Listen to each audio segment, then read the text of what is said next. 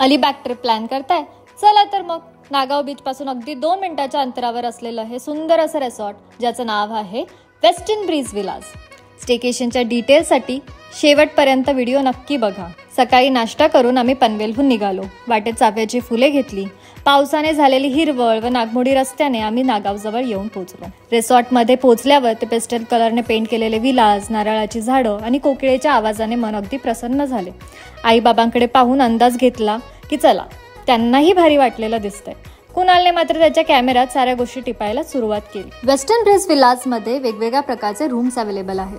Suit with private pool, deluxe room, deluxe family room, superior king size room with private pool, standard room असे वेगवेगळे category इथे उपलब्ध आहेत. लहान मुलांसाठी किड्स प्ले एरिया आहे, तर चिल आउट करायला गझिबो अर्थात कॉमन सिटिंग एरियाही आहे.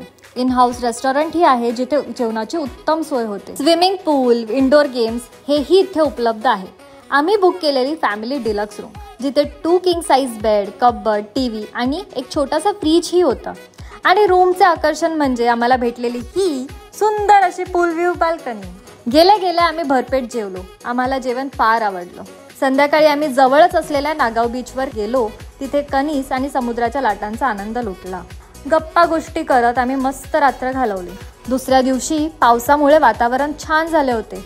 त्याचा आम्ही बाल्कनीतून छान आनंद लुटला. जाता जाता आमचं आणि आईबाबांचं छानसं फोटोशूट करून परतीच्या प्रवासाला आम्ही निघालो. बरं, एक महत्त्वाची टिप म्हणजे मोस्टली वीकडेजला स्टेकेशनला जाणं प्रेफर करा, म्हणजे तुम्हाला चांगला डिस्काउंट मिळेल.